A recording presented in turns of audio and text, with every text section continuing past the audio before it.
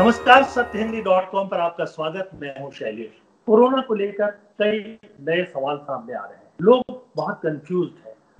उनकी समझ में नहीं आ रहा है कि वो किस लक्षण को कोरोना का लक्षण माने। उनकी समझ में ये भी नहीं आ रहा है कि वो घर पर रहकर अपना इलाज करें या अस्पताल में जाएं। अस्पताल में जाने की जरूरत हो तो कब जाएं। इस तरह के बहुत सारे सवाल हैं। कोरोना के असली सिम्टम्स क्या हैं, उसको लेकर भी बहुत सारे सवाल जो है वो लोगों के मन में आ रहे हैं।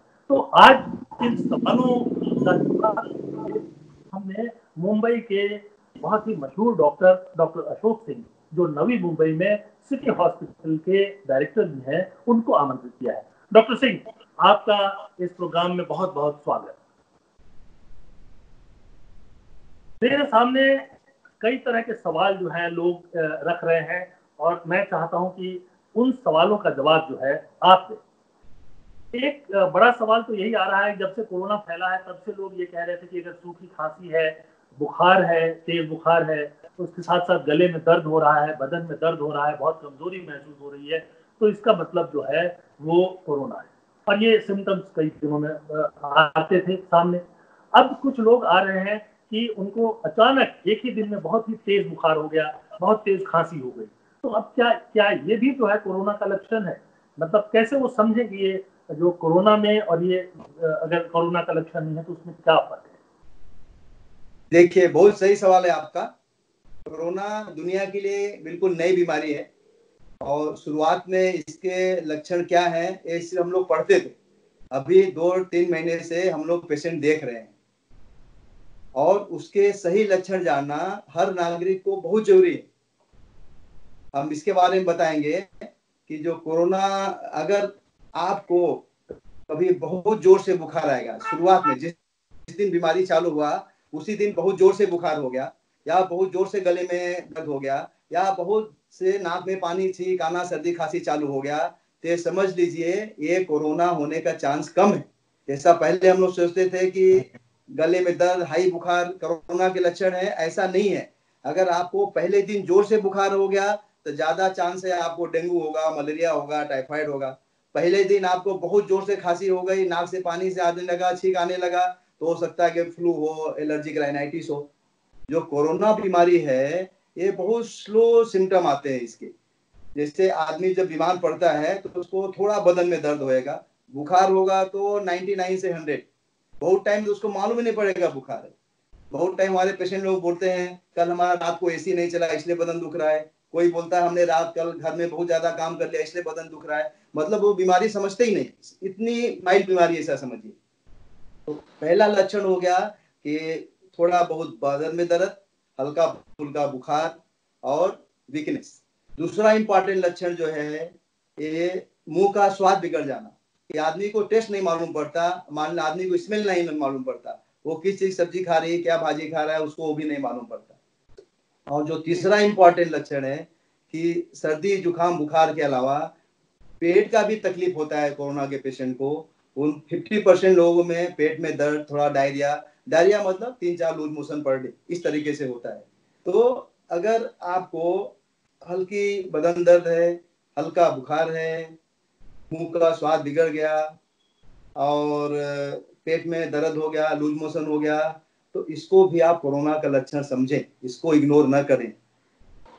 ये जो लक्षण है एक दिन से स्टार्ट होते हैं, 6 दिन, 7 दिन, 8 दिन में मोस्टली ठीक हो जाते हैं। 90% लोग इसी लक्षण में ठीक हो जाते हैं। 10% लोगों में 6वें दिन या 7वें दिन जोर से खांसी चालू हो जाता है। खांसी के साथ में उनको बुखार भी बढ़ जाता है और ये बढ़ता ही रहता है। 7वें दिन और ज्यादा हो गया, 8वें दिन और जोर से बुखार आया और खांसी, सांस फूलना चालू हो गया। अगर उसमें आप ऑक्सीजन चेक करेंगे तो ऑक्सीजन भी कम मिलेगा, एक्सरे कराएंगे तो एक्सरे निमोनिया दिखेगा। 9वें 10वें दिन यही तकलीफ और बढ़ जाती है और सीवियर हाइपोक्सिया हो जाता है, फिर कॉम्प्लिकेशन होते हैं, साइटोकाइन स्टॉर्म होता है, आदमी के साथ धोखा हो जाता है। ये इसका नेचुरल कोर्स है। मतलब छोटी बीमारी 90% लोग, 10% लोग कॉम्प्लिकेटेड रूट पकड़ लिए। कभी इसमें, हाँ बताइए। मैं डॉक्टर साहब एक बीच में मेरे मन में ये सवाल आया कि कुछ लोग ये कह रहे हैं कि उनका मुंह का स्वाद खराब हो गया और वो उनको सूंघने से कोई अच्छा गंध है या बुरा गंध है ये पता नहीं चल रहा है। बाकी कोई लक्षण नहीं है। ठीक वैसे ही कुछ लोगों को सिर्फ लूज मोशन हो रहा है, पेट में थोड़ी दिक्कत हो रही है, बार बार जो है टॉयलेट जाना पड़ रहा है, लेकिन उनको बाकी कोई लक्षण नहीं है। क्या तब भी ये कोरोना हो सकता है? हाँ, बिल्कुल सही। अगर ये लक्षण के साथ में उनको थोड़ा बदन दर्द है, हल्का बुखार है, कोरोना होने का चांस बहुत है। लेकिन ये ध्यान रखिए कि 90% लोग इसमें ठीक ही हो जाते हैं। तो अगर मुंह का स्वाद बिगड़ा तो 7-8 दिन बाद ठीक हो जाएगा। पेट में दर्द, लूज मोशन हुआ, वही तो 4 दिन में बाद ठीक हो जाएगा। मेन प्रॉब्लम है कि कॉम्प्लिकेशन में जो लैंड करते हैं उनकी प्रॉब्लम मेन उनके साथ है। इस बीमारी में मेनली होना क्या चाहिए कि जैसे आपको थोड़ा भी अगर बदन दर्द हुआ, मुंह का स्वाद बिगड़ गया, जैसा आपने बताया पेट भी गड़बड़ हो गया, तो आप इसको लाइटली मत लीजिए। ये किसी डॉक्टर से जरूर चेक करा लीजिए कि आपका एटलीस्ट बेसलाइन बीपी कितना रहता है, आपका बेसलाइन ऑक्सीजन सेचुरेशन कितना रहता है, आपका शुगर है कि नहीं। ये सब बेसिक बीमारियां जरूर एक बार दिखा लीजिए। हो सकता है कि आपको कुछ प्रॉब्लम ना हो, आप 7 दिन में ठीक हो जाएंगे, लेकिन चेक करने में कोई हर्ज नहीं है, क्योंकि ये कोरोना की पॉसिबिलिटी भी हो सकती है। और एटलीस्ट एक डॉक्टर को दिखाए रहेंगे, जब भी आपको कुछ प्रॉब्लम होगा एटलीस्ट बार एक सपोर्ट तो आपके पास रहेगा, मिल जाएगा। अभी हम बात कर रहे हैं नवी मुंबई में सिटी हॉस्पिटल के डायरेक्टर डॉक्टर अशोक सिंह से, जिन्होंने काफी सारे कोरोना पेशेंट्स को पिछले 2 महीनों में देखा है, इलाज किया है, ठीक भी हुए हैं वो। और अब डॉक्टर साहब, एक सवाल मेरे सामने ये है कि बहुत सी सरकारें जो है प्रचार कर रही हैं, दिल्ली की सरकार जो है वो भी प्रचार कर रही है कि कोरोना का इलाज घर में रहकर कराएं। बहुत सारे डॉक्टर्स भी कहने लगे हैं कि घर में रहकर कराएं। तो घर में रह के इलाज जो है वो कितना सुरक्षित है? कहीं ऐसा तो नहीं है कि घर में रहकर ठीक होने का इंतजार करते करते मरीज जो है उसकी स्थिति बहुत खराब हो जाए? देखिए, अभी जैसे हम लोग डिस्कस किया, ये बीमारी बेसिकली 2 पार्ट है। एक कि हल्की बीमारी हुई, 7 दिन में ठीक हो गया, और दूसरा कॉम्प्लिकेटेड रूट पकड़ लिया। तो आजकल एक्चुअली होता क्या है कि आदमी को जब जोर से खांसी बुखार होता है तब डॉक्टर पास जाता है। पिछला 6-7 दिन उसको जो थोड़ा बहुत बदन दर्द हुआ, थोड़ा बहुत स्वाद गड़बड़ हुआ, उसको भूल जाता है। वो बताता है कि हमको आज से बुखार हो गया, खांसी हो गया। और खांसी सिम्टम ऐसा है तो आप किसको भी पूछिए, कोई बोलता नहीं खांसी नहीं आता हमको, सब लोग डरे हुए रहते हैं। तो जिस दिन उनको खांसी बुखार जोर से चालू हुआ, वो दिन बहुत इंपॉर्टेंट है। उस दिन उनका प्रॉपर ऑक्सीजन चेक होना चाहिए, उनका एक्सरे होना चाहिए, और उसी दिन से उनका अगर ऑक्सीजन कम है, एक्सरे में शैडो है, तो सेम डे उनको ऑक्सीजन थेरेपी देनी चाहिए, और जो आजकल ट्रीटमेंट है मिथाइल प्रेडनिसोलोन वो देना चाहिए। लेकिन होता क्या है कि जब पेशेंट जाता है तो आप डॉक्टर के यहाँ चेक करेगा, चेक करने के बाद उनको कोरोना का टेस्ट लिख दिया जाता है। टेस्ट के लिए फिर 1-2 चक्कर लगाते हैं, घर आ जाते हैं। घर आने के बाद फिर उनका तकलीफ बढ़ता रहता है। 3 दिन बाद फिर जाते हैं तो हॉस्पिटल में एडमिट करने का नंबर आता है, तो एडमिट करने के बाद बेड नहीं मिलता। इस प्रोसेस में जो क्रूशियल 3-4 दिन है वो पेशेंट के चले जाते हैं, और वो बहुत सीरियस हालत में हॉस्पिटल पहुंचते हैं और प्रॉब्लम सब चालू हो जाता है। तो एक्चुअल क्या होना चाहिए कि जैसे आपको तकलीफ चालू हुआ, जैसे हमने बताया अभी, तो आप अपना शुरुआत में किसी बेसिक डॉक्टर को दिखा लीजिए, अपना बीपी चेक करा लीजिए, अपना ऑक्सीजन सिचुएशन चेक करा लीजिए, अपना शुगर चेक करा लीजिए। ये सब चेक करने के बाद आप रेगुलर दवा खाइए, पैरास्टामॉल खाइए। आजकल हाइड्रो एजिथ्रोमाइसिन देते हैं, डॉक्सीसाइक्लिन देते हैं, हाइड्रोक्सीक्लोरोक्विन भी देते हैं। ये सब लीजिए और ठीक हो जाएंगे। लेकिन एक चीज, बीमारी को मॉनिटर करना बहुत इंपॉर्टेंट है। जिस दिन आपको बुखार बढ़ गया या खांसी बढ़ गया तो आप तुरंत देर मत करें, तुरंत हॉस्पिटल में जाइए। वहां पे आपका ऑक्सीजन चेक करेंगे, एक्सरे करेंगे, अगर हाइपोक्सिया निकला तो एडमिट करेंगे। अभी प्रॉब्लम यहाँ आती है कि हॉस्पिटल मान लो बेड नहीं खाली है, तो आप क्या करोगे? हॉस्पिटल में अगर बेड नहीं खाली है तो आप तो घर पे बैठे नहीं रहोगे, वेट नहीं करोगे बेड का। एटलीस्ट सम रेमेडी घर पे भी होना चाहिए कि आप अपना इलाज चालू कर दें। उसमें ये है कि आप घर पे रह के अपना ऑक्सीजन मॉनिटर करिए। ऑक्सीजन मॉनिटर करने के लिए एक छोटी सी डिवाइस होती है, इसको पल्स ऑक्सीमीटर बोलते हैं, पल्स ऑक्सीमीटर। तो इसमें छोटा सा स्विच होता है, इसको आप ऑन कर दीजिए तो ये ऑन हो जाती है। ऑन होने के बाद इसमें एक फिंगर क्लिप जैसा रहता है, आप इसमें एक फिंगर लगा दीजिए अपना, ये देखिए इसमें रीडिंग चालू हो जाएगी। अभी आप पढ़ सकते हैं रीडिंग इसमें 97, 96, 98 ऐसा आएगा। ठीक है, इसको निकाल के रख दीजिए। बस जैसा आप टेम्परेचर चेक करते हैं वैसा घर पे ऑक्सीजन भी चेक कर सकते हैं। अगर आपका ऑक्सीजन परसेंटेज 94 के नीचे है, 91 है, 92 है, तो आपको अर्जेंट ट्रीटमेंट का जरूरत है, उसमें डिले नहीं करना है। कि बीमारी जब भी बढ़ती है बहुत स्पीड से बढ़ती है। इसके लिए अगर हॉस्पिटल में बेड नहीं मिल रहा है तो अपने डॉक्टर से हेल्प लीजिए, घर में ऑक्सीजन लगाइए। ऑक्सीजन आजकल रेंट पे मिल जाता है, ऑक्सीजन की मशीन आती है, सिलेंडर वो लोग देके जाते हैं, 3,000-4,000 रुपया महीने का लेते हैं। तो घर पे ऑक्सीजन की व्यवस्था करिए। और घर पे आपके जो फैमिली डॉक्टर जिसको जो आपने शुरुआत में कंसल्ट किया था, उनका हेल्प लेकर के एटलीस्ट ऑक्सीजन चालू कर लीजिए, इंजेक्शन मिथाइल प्रेडनिसोलोन लीजिए और अपना हॉस्पिटल में बेड तैयार करने का कोशिश करते रहिए। ये रेमेडी तब तक जब तक हॉस्पिटल को बेड नहीं मिलता आपको तब तक ये फॉलो करिए, एटलीस्ट आपका कुछ ट्रीटमेंट तो हो रहा है। और जब आपको हॉस्पिटल में बेड मिल जाता है तो आप जाके एडमिट हो जाइए। ये घर पे ट्रीटमेंट फाइनल रेमेडी नहीं है, जब तक बेड नहीं मिलता उसके लिए रेस्क्यू थेरेपी है। इतना करने से कम आपको हाइपेक्सिया नहीं बढ़ेगा।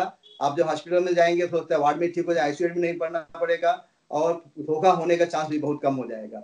जहां तक होम ट्रीटमेंट का सवाल है, जो जी मैं बीमारी का एक पहला सवाल पार्ट है। एक सवाल मैं ये पूछना चाहता हूँ कि मान लीजिए किसी को मालूम है कि कोरोना हो गया है या सिम्टम्स मिल रहे हैं, जांच भी नहीं हुई है, तो किस स्टेज पर आकर उसको ये तय करना होगा कि अब मुझे हॉस्पिटल में जाना चाहिए, अब मेरा जो है घर पे ठीक होना संभव नहीं है, कैसे वो हाँ हाँ, देखिए जैसे पॉइंटर्स हो आप बताए, सकते आपको जी जैसा मैंने बताया कि शुरुआत में जब बीमारी चालू हुआ 5-6 दिन स्लो बीमारी था, जिस दिन आपको खांसी जोर से आना चालू हो गई, जिस दिन बुखार बढ़ना चालू हो गया, और उस दिन आपको जरूर डॉक्टर से कंसल्ट करना है, हॉस्पिटल लेके जाना है। आप उस समय अपना ऑक्सीजन सिचुएशन चेक कर लीजिए पल्स ऑक्सीमीटर से। अगर ये 94 के नीचे है तो जरूर से हॉस्पिटल जाना है ना। तो अगर आपको माइल्ड फीवर है, माइल्ड बदन दर्द है, घर पे रहिए। अगर जोर से खांसी चालू हो गया ये समझ लीजिए कि निमोनिया स्टार्ट हो गया आपको। और ऑक्सीजन चेक कर लीजिए, अगर ऑक्सीजन कम है तो आपको जरूर से हॉस्पिटल जाना है, उसमें वेट जरा भी नहीं करना है।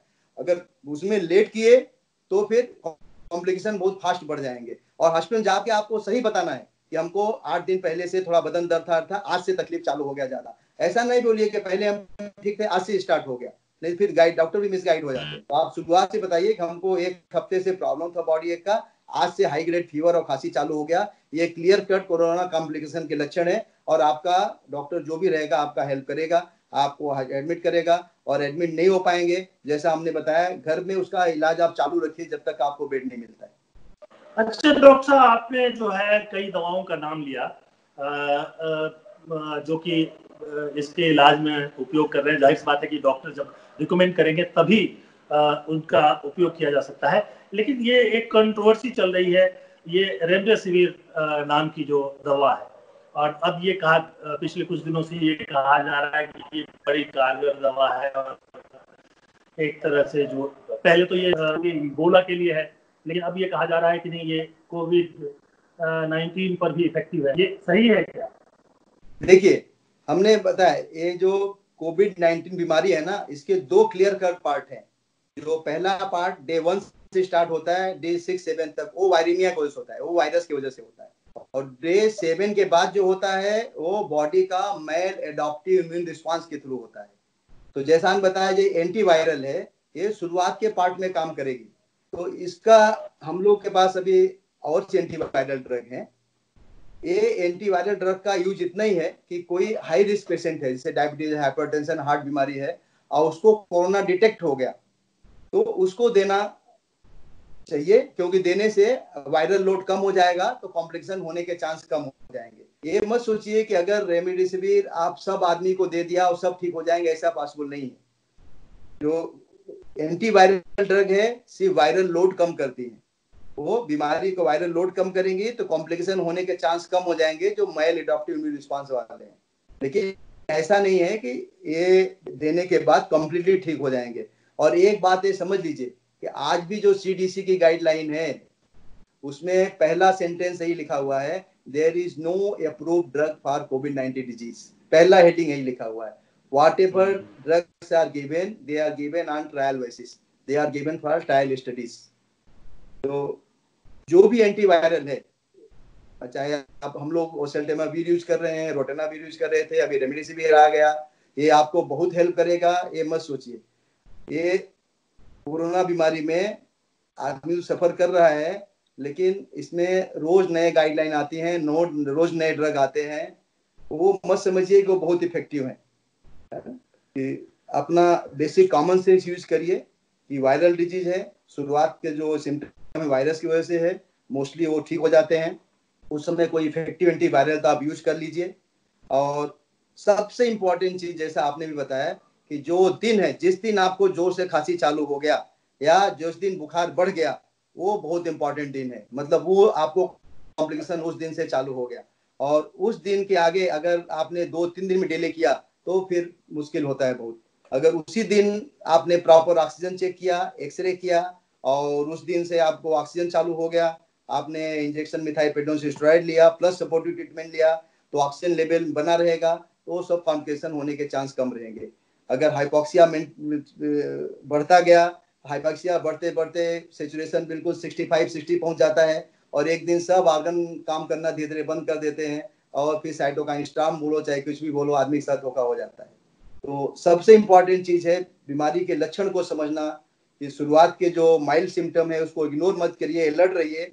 आप मोस्टली 90% चांस है आप ठीक हो जाएंगे। लेकिन जिस दिन आपको वो मोबाइल का रिंग टोन वाला खांसी चालू हो गया, उतना जोर वाला, समझ लीजिए जिस दिन वो खांसी चालू हो गया, या उस दिन थोड़ा सांस में तकलीफ हो गया, या आपने बाई चांस एक्सरे में कुछ दिख गया, तो बहुत इंपॉर्टेंट दिन है। उस दिन से आपको कॉम्प्लिकेशन स्टार्ट हो गया, इमीडिएटली उसका ट्रीटमेंट चालू करिए, जिससे कि फर्दर डिजीज प्रोग्रेस ना हो, फर्दर हाइपोक्सिया प्रोग्रेस ना हो, और आदमी ठीक हो जाए।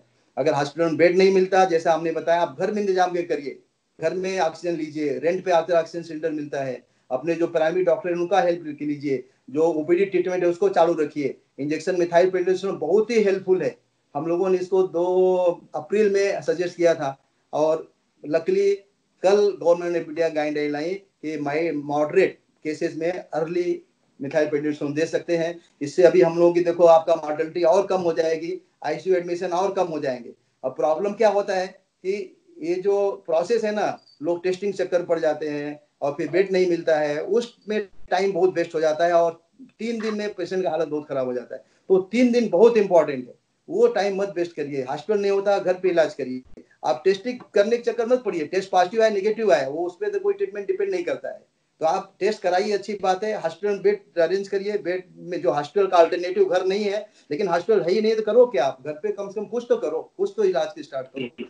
बिल्कुल, आपने बहुत महत्वपूर्ण बात की, और यहाँ से मैं जरा ये सिम्टम्स को लेकर के जो नई बातें आ रही हैं उस पर जाना चाहता हूँ। अब तो हमारे यहाँ ये ट्रेन सर्विसेज भी कुछ ना कुछ चल ही रही हैं, कुछ एयर फ्लाइट्स भी शुरू हो रही हैं।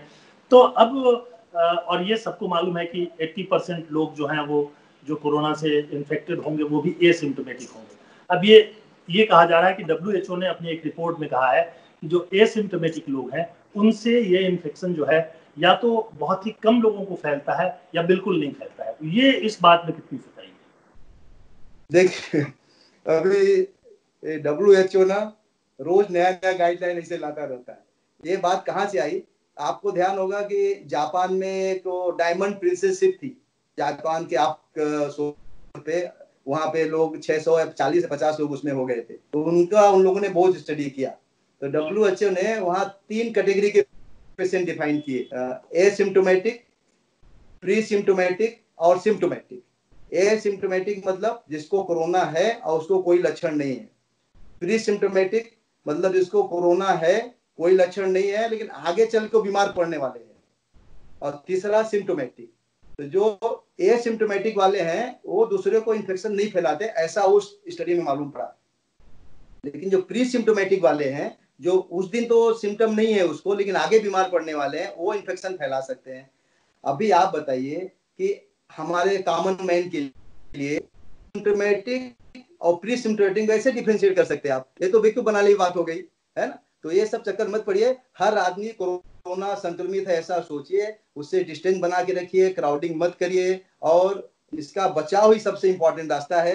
WHO गाइडलाइन हो चाहे किसी गाइडलाइन हो, वो आप बस देख लीजिए, लेकिन अपना कॉमन सेंस यूज करिए, ठीक है। ये एक और बहुत महत्वपूर्ण बात सामने आ रही है डॉक्टर साहब, उसके बारे में भी कई लोग सवाल पूछ रहे हैं कि अब तक ये कहा जाता था कि कोरोना जो है एयरबॉर्न नहीं है, मतलब हवा से ये बीमारी नहीं फैलती है।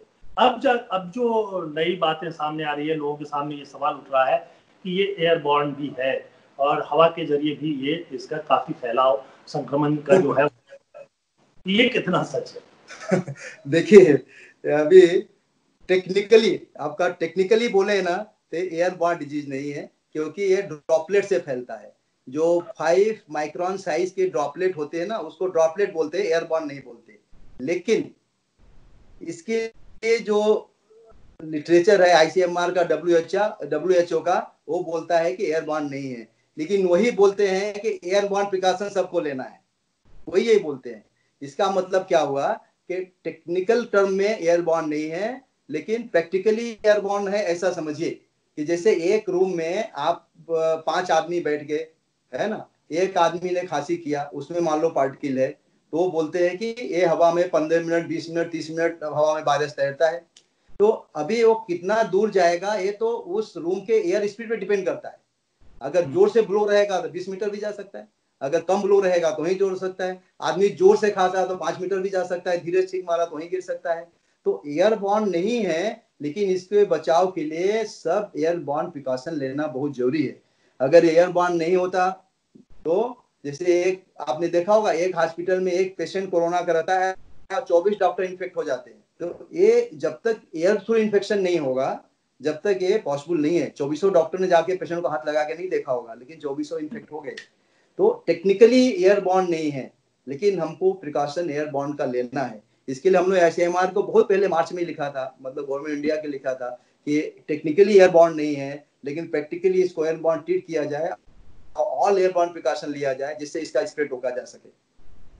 लेकिन डॉक्टर साहब, अब तो दफ्तर वगैरह खुल गए हैं और लोग ये भी सवाल पूछ रहे हैं कि चलिए हमने मास्क लगा लिया और 1 मीटर की दूरी पर बैठ भी गए, और वहां से हम मास्क लगा के दफ्तर में काम करने के लिए बातचीत तो करनी पड़ती है।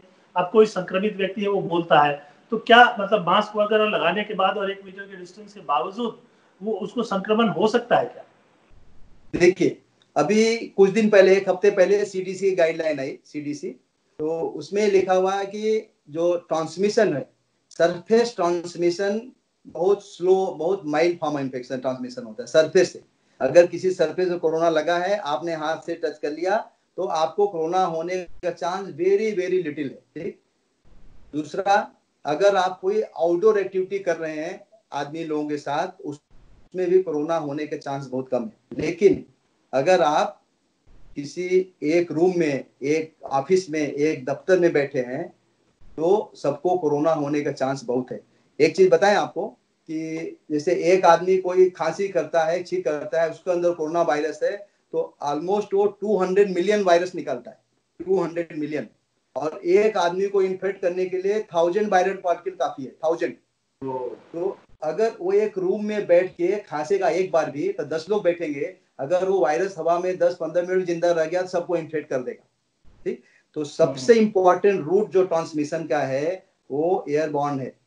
तो उसके लिए क्या करना चाहिए कि सेफ डिस्टेंस मेंटेन रखो, मास्क लगाओ, लेकिन एयर वेंटिलेशन बहुत इंपॉर्टेंट है। अगर आपको ऑफिस चालू करना है, स्कूल चालू करना है, तो डिस्टेंस मेंटेन रखिए, मास्क लगाइए। और जब तक एयर वेंटिलेशन प्रॉपर नहीं होगा, जब तक इन्फेक्शन होने का चांस बहुत ज्यादा रहेगा। दूसरी चीज, जैसे हैंड सैनिटाइजेशन है, हैंड वॉश करना है, ये भी इंपॉर्टेंट है। लेकिन इससे ज्यादा important ventilation, mask and distance है। जैसे एग्जांपल बताएं कि आपने किसी कोरियर के आदमी से एक बॉक्स लिया हाथ में और लेके घर में रख लिया, हाथ धो लिया, रख दिया, तो इसमें आपको कोरोना होने का चांस नहीं है, नहीं होएगा। लेकिन मान लो आपने बॉक्स लिया और बॉक्स यहाँ रख करके रख दिया और जेब में से सैनिटाइजर निकाला, इसे अलाउ करते हैं, हाथ रगड़ा और उससे 10 मिनट गप मारते रहे सामने वाले कोरियर बॉय से, तो ये हाथ रगड़ने व सैनिटाइजर कोई यूज नहीं है कि आप गप मारेंगे तो उसमें आपको इन्फेक्शन होने के चांस बहुत रहेगा। अगर ये बातचीत आपने खुली हवा में किया तो उसमें आपको इन्फेक्शन होने का चांस कम रहेगा। यही बातचीत आप रूम में बैठ के किया तो इन्फेक्शन होने का चांस बहुत रहेगा। तो ये समझ लीजिए कि अभी हम लोग, ये कोरोना साल रहेगा, 2 साल रहेगा, 6 महीने रहेगा, तो ये ऑफिस तब तक नहीं बंद रह सकते, स्कूल तब तक नहीं बंद रह सकते। लेकिन इसके प्रिकॉशन के साथ हम लोगों को सब कुछ चालू करना है और चालू करना पड़ेगा। ये आप बस 2 ही चीज ध्यान रखिए कि एयर वेंटिलेशन प्रॉपर होना चाहिए। एक बंद रूम में 20 एयर चेंज मिनिमम होना चाहिए, 20 एयर चेंज मिनिमम। तो जो भी बैठे 6 फीट का डिस्टेंस रखें, मास्क लगाएं और 20 ईयर चेंज रूम का मेंटेन रखें, चाहे ऑफिस हो चाहे क्लासरूम हो। अगर ये रखेंगे तो चांसेस इन्फेक्शन का कम होएगा। जहां तक ट्रेवल का सवाल है, हम लोग देखा जैसे बस एक आई, सब लोग भीड़ में चढ़ गए, एक साथ धक्का मुक्की सब बोल जाते हैं, तो ऐसा करेंगे इन्फेक्शन होने वाला है। अगर आप खुली बस में डिस्टेंस बना के रखें, एसी बस नहीं होना चाहिए, विंडो खुला हो तो चांसेस इन्फेक्शन के कम है। अगर एकदम क्राउडेड बस हो या सब कांच बंद हो, सब एसी हो, तो इन्फेक्शन जरूर हो जाएगा। इसमें आपको नहीं मालूम पड़ेगा कौन सिम्टोमेटिक और एसिम्टोमेटिक है। ये सब छोटी छोटी प्रिकॉशन के साथ अपने काम स्टार्ट करना चाहिए अभी। बहुत महत्वपूर्ण जानकारी दी आपने डॉक्टर साहब। लेकिन मैं एक सवाल जो है आपके सामने रख रहा हूँ, ये हाइड्रोक्सी क्लोरोक्वीन को लेकर के है।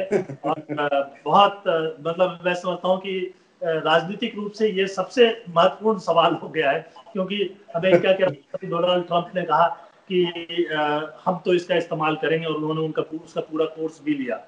और वहीं उनका जो अमेरिका के ड्रग अथॉरिटीज हैं वो इसको जो है ट्रीटमेंट नहीं मानते हैं, और उन्होंने इसकी सिफारिश भी नहीं की। तो ये है क्या, मतलब ये बड़ा दिलचस्प सवाल है, इसलिए मैंने आपसे पूछा। देखिए हाइड्रोक्सी क्लोरोक्विन जो है ये बहुत ही वीआईपी मॉलिक्यूल हो गया है, बहुत ही वीवीआईपी मॉलिक्यूल हो गया है ना। और ये जो हाइड्रोक्सी क्लोरीन है बहुत ही पॉलिटिकली स्ट्रांग मॉलिक्यूल है, बहुत ही पॉलिटिकली स्ट्रांग मॉलिक्यूल है। ये हाइड्रोक्सी क्लोरोक्विन जो इतना वीवीआईपी मॉलिक्यूल है, पॉलिटिकली स्ट्रांग मॉलिक्यूल है, इसके बारे में मीडिया वाले बस सलाह देते हैं, डॉक्टर से कोई सलाह नहीं देता इसमें। तो जो बड़े आप ही नहीं, आपसे जो बड़े बड़े चैनल वाले हैं ना, वो इसके बारे में बताएंगे। और हाइड्रोक्सी क्लोरोक्विन कब यूज करना चाहिए, कब नहीं यूज करना चाहिए, आजकल कोई डॉक्टर नहीं बताता, ये सब पॉलिटिशियन लोग बताते हैं कि हाइड्रोक्सी क्लोरोक्विन कब यूज करो, कब मत यूज करो। ये सवाल हमसे मत पूछिए, अभी बड़े बड़े पॉलिटिशियन से पूछिए कब यूज करना चाहिए और इसके बारे में क्या ख्याल है। नहीं, मैं एक सवाल आपसे जरूर पूछूंगा कि डॉक्टर की सलाह के बिना इसको किसी को खाना चाहिए कि नहीं खाना चाहिए? नहीं, देखिए उसने डॉक्टर से कोई सलाह नंबर नहीं। क्या है, हम इसमें साइंटिस्ट जो है कि hydroxy chlorine is immune modifying drug, immunity modify करती है, और ये डायरेक्ट एंटीवायरल ड्रग नहीं है, it is immune modifying drug. तो कोरोना में जो इम्यून रिएक्शंस होते हैं उसमें ये जरूर कुछ न कुछ फायदा करती होगी, लेकिन सबसे बड़ा एडवांटेज ये है कि it is a old molecule, well tested molecule without any side effect. तो इसको यूज करने में कोई हर्ज नहीं, भले आपको 5 पैसा ही फायदा हो रहा है, कुछ फायदा हो रहा है तो यूज करो, क्योंकि साइड इफेक्ट नहीं है, कोई इसमें कॉस्ट भी नहीं है, कोई इसमें वेल टेस्टेड है। क्यूरोमेटोर 13 लोग 10-10 साल खाते रहते हैं दवा, तो इसकी सेफ्टी प्रोफाइल बहुत अच्छी है और इसका कॉस्ट बहुत कम है। तो इसको आप यूज करिए। अगर अपने को 10% फायदा हो, कोई करते 20% फायदा हो, कोई 70% फायदा हो, ये बहुत ही कंट्रोवर्शियल है, लेकिन कुछ बेनिफिट होता है, जरूर यूज करना चाहिए। जिसको रिस्क फैक्टर नहीं है, जिसको डायबिटीज नहीं, हार्ट का प्रॉब्लम नहीं है, यूज करिए, कोई नुकसान नहीं। अब जिस चीज खाने में मतलब इतनी फैटल बीमारी है, और अगर आपको कुछ फायदा हो रहा है और इसमें कोई साइड इफेक्ट नहीं है, कोई जेब से ज्यादा पैसा नहीं जा रहा है, तो यूज करने में कोई हर्ज नहीं है, यूज करना चाहिए। बहुत ही महत्वपूर्ण सलाह आपने दी। और मैं पाठकों की तरफ से, जो हमारे दर्शकों की तरफ से जो सवाल लोग करते रहते हैं हमारे वेबसाइट पर, उसमें से एक बहुत ही महत्वपूर्ण सवाल है। ये हालांकि 1-1.5 महीने पुराना एक वीडियो है। इस वीडियो में ये बताया गया है कि असल में जो ये कोरोना है ये वायरल बीमारी है ही नहीं, ये तो बैक्टीरिया से फैलता है। और उन्होंने ये भी बताया कि कुछ पोस्टमार्टम किए गए तो उसमें जो है वो ब्लड की क्लॉटिंग पाई गई लंग्स में या पता नहीं किन किन ऑर्गन्स में। और ये कह रहे हैं कि ये तो बस इसको वायरस बता करके मूर्ख बना रहे हैं, बैक्टीरिया की तरह इलाज करो तो बिल्कुल ठीक हो जाएगा। नहीं, देखिए हम आप शुरू में बताया कि जहां जिस बीमारी का कोई ट्रीटमेंट नहीं, उसके लिए बहुत ट्रीटमेंट है। ये जो वीडियो है ये बहुत पुराना वीडियो है और ये बिल्कुल गलत है। उनको जो बैक्टीरिया मिला, ये जब वायरल इन्फेक्शन से पेशेंट सीरियस हो गए तो सेकेंडरी इन्फेक्शन से बैक्टीरिया वहां आया, वो प्राइमरी बैक्टीरिया को इससे बीमारी नहीं हुआ। नंबर 1। नंबर 2, जो डीआईसी का बात कर रहे हैं, किसी भी बीमारी में अगर हाइपोक्सिया, ब्लड में ऑक्सीजन लेवल बहुत देर तक मेंटेन रहा, बहुत देर तक हर बॉडी में हर ऑर्गन को ऑक्सीजन कम मिलता रहा, तो सब कॉम्प्लिकेशन हो जाएगा, किसी को डीआईसी हो जाएगा, किसी को और हो जाएगा। तो डीआईसी जो है, ऐसा नहीं कि सब पेशेंट को डीआईसी हो ही जाता है, डिपेंड करता है कि हाइपोक्सिया से कितना कॉम्प्लिकेशन हो गया। तो जो पेशेंट हैं जो कॉम्प्लिकेटेड रूट पकड़ लेते हैं, जिसमें पल्मोनरी निमोनिया हो जाता है, उसमें सेकेंडरी बैक्टीरियल इन्फेक्शन हो जाते हैं, वो बैक्टीरिया उनको मिल गया। ये हाइपोक्सिया होते होते होते होते होते जो हाइपोक्सिया ज्यादा दिन तक हो जाता है तो उसको डीआईसी हो गया। तो आप कुछ भी बोलिए, लेकिन ट्रीटमेंट सबका एक ही है कि शुरुआत में अपना ऑक्सीजन दीजिए, हाइड्रोक्सी मिथाइल प्रेडनिसोलोन दीजिए, और अगर पेशेंट लेट आया तो उसको टोसिलिजुमैब करके मोनोक्लोनल एंटीबॉडी देते हैं वो यूज करिए। लेकिन वो सब जाइए, हम दो इम्पोर्टेंट मैसेज देना चाहते हैं कि जो बीमारी फैलने का तरीका है इसको रोकने के लिए डिस्टेंसिंग एंड क्राउडिंग मत करिए, डिस्टेंसिंग मेंटेन रखिए, इससे बीमारी ना फैले।